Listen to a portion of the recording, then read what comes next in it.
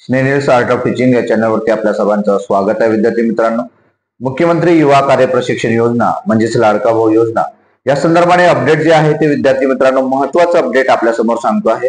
आपल्याला जे माहित नाही ते सांगतो आहे. विद्यार्थी मित्रांनो, आपल्याला माहिती आहे खूप साऱ्या अडचणी आपल्या विद्यार्थ्यांना येत आहे.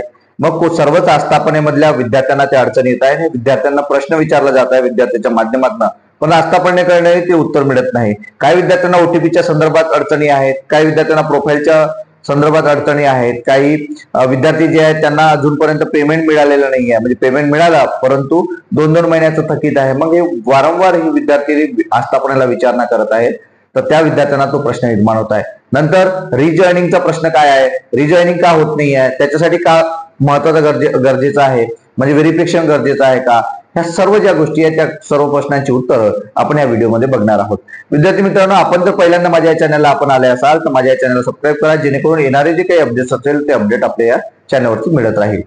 पहिला प्रश्न असा आहे की विद्यार्थी मित्रांनो, आपल्याला ओटीपीचा जो प्रश्न आहे तो ओटीपीचा प्रश्न कायमस्वरूपी आपल्याला दिसत आहे आणि आपल्याला युट्यूबच्या माध्यमातून कितीतरी युट्यूबच्या माध्यमातून आपल्याला तो प्रश्न सोडवण्याचा प्रयत्न केला जात आहे, परंतु आपले जे विद्यार्थी आस्थापनेला भेट देत आहे परंतु आस्थापनेकडून टाळाटाळ उत्तर मिळत आहे आणि विद्यार्थी मात्र त्यात संभ्रमात आहेत. विद्यार्थी मित्रांनो, घाबरून जाऊ नये. 30 एप्रिल पर्यंतचा आपला वेळ आहे आणि महत्वाचा विषय असा की कोणत्याही विद्यार्थ्यांना जर नाहक त्रास झाला तर आपण पेटून उठणार आहोत, हे मात्र नक्की. शासन आपल्यापासून घाबरलेलं आहे हे सुद्धा आपल्याला माहिती आहे विद्यार्थी मित्रांनो. पण लक्षात ठेवायचं आहे की ओटीपी आल्यानंतर व्हेरिफिकेशन का गरजेचं आहे, कारण ज्या विद्यार्थ्याचं वेतन थकीत आहे म्हणजे मानधन थकीत आहे त्यांनाही महत्वाचं आहे आधार व्हेरिफिकेशन. आणि दुसरा महत्वाचा विषय म्हणजे रिजॉईनिंग करायची जर तुम्हाला असेल, म्हणजे ज्यांचे 6 महिने पूर्ण झालेले आहेत आणि पुन्हा ते 5 महिन्यासाठी जॉईन होणार आहेत अशा विद्यार्थ्यांकरिताही सुद्धा व्हेरिफिकेशन करणं गरजेचं आहे. म्हणजे तुम्हाला व्हेरीफाय करताना ओटीपी तुम्हाला येणार आहे, पासवर्ड तुम्हाला 2दा हे करायचं आहे. ह्या सर्व ज्या गोष्टी आहेत त्या महत्वाच्या आहेत आणि जेणेकरून तुम्हाला कोणताही त्रास होणार नाही जे रिजॉईनिंगच्या वेळेला. पण एक लक्षात ठेवायचं आहे विद्यार्थी मित्रांनो की जेव्हापर्यंत तुम्ही ते प्रोफाईल अपडेट करणार नाही, ओटीपी तुम्हाला येणार नाही, तेव्हापर्यंत विद्यार्थी मित्रांनो आपल्याला जॉईनिंग मिळणार नाही. रिजॉईनिंगच्या संदर्भात सांगतोय, म्हणून हे लक्षात करून घ्या की 30 एप्रिलच्या आत एनी हाऊ कोणत्याही परिस्थितीमध्ये आस्थापनाला भेट द्या.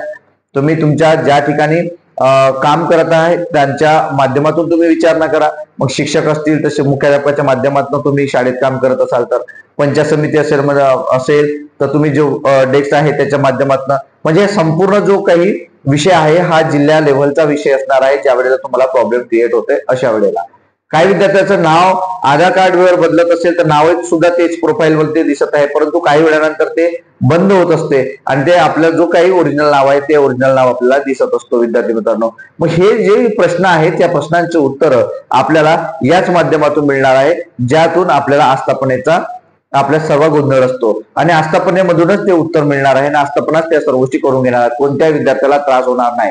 विषय राहिला मानधनाचा. मग मानधन कधी मिळणार आहे विद्यार्थी मित्रांनो, तुम्हाला वारंवार सांगतोय मी की चेकर मेकरची प्रोसेस असते, तुमची प्रेझेंटी असते, या सर्व गोष्टी झाल्यानंतर तुमचं प्रोसेस होणार आहे. आता या महिन्याचा तुम्हाला पगार कधी मिळणार आहे, मानधन कधी मिळणार आहे, तर आपल्याला माहिती आहे ही प्रोसेस जेव्हापर्यंत होणार नाही, ओटीपीची प्रोसेस, प्रोफाईलच्या प्रोसेस, या सर्व विद्यार्थ्यांचे ज्या वेळेला ओटीपी आणि बाकीच्या ज्या गोष्टी होत नाही, प्रोफाईल अपडेट होत नाही, व्हेरीफाय होत नाही आधार, तेव्हापर्यंत आपल्या विद्यार्थ्यांना मात्र त्या ठिकाणी मानधन मिळणार नाही. म्हणून ज्यांचं प्रॉब्लेम आहे त्यांनी लवकरात लवकर जर तुम्ही सर्व व्हेरीफाय केलं, तुमचा आधार आणि प्रोफाईल अपडेट केलं, तर बाकी इतर विद्यार्थ्यांना सुद्धा लवकर मानधन मिळणार आहे विद्यार्थी मित्रांनो. म्हणून ह्या ज्या गोष्टी आहेत ह्या महत्वाच्या गोष्टी असणार आहेत. नंतर आंदोलनाच्या बाबतीत आपल्याला माहिती आहे तिकडे तुकाराम बाबा तारीख घेण्यासाठी म्हणजे चंद्रकांत पाटील यांच्याशी बोलणं झालं त्यांचं, नंतर उपमुख्यमंत्री यांच्याशी बोलणं करून सकारात्मक जर ते बोलले तर आपण त्यानुसार जी दिशा असणार आहेत, परंतु सकारात्मक जर ते नाही बोलले तर आपण घेराव घालू असं सुद्धा चक्क जो आपले तुकाराम बाबा आहेत त्यांनी या ठिकाणी व्यक्त केलेले आहे. म्हणून विद्यार्थी मित्रांनो, आपली ही दिशा असणार आहे आणि आपले 5 महिन्यामध्ये पुन्हा आपल्याला वेळ मिळणार आहे. आपल्या संघटना स्थापन झालेल्या आहे, आपले अध्यक्ष निर्माण झालेले आहे, यांच्या माध्यमातून आपण पुन्हा शासनावरती प्रेशर आणून आपल्याला कसं नाही मिळेल याच्यासाठी आपण एकजूट असणं गरजेचं आहे. विद्यार्थी मित्रांनो, असेच अपडेट ऐकण्यासाठी माझ्या या चॅनलला सबस्क्राईब करून ठेवा, जेणेकरून आपल्याला हे अपडेट तुरंत मिळेल. विद्यार्थी मित्रांनो, आणि हे आताचं अपडेट कसं वाटलं हे नक्की कमेंट बॉक्समध्ये कळवा. धन्यवाद.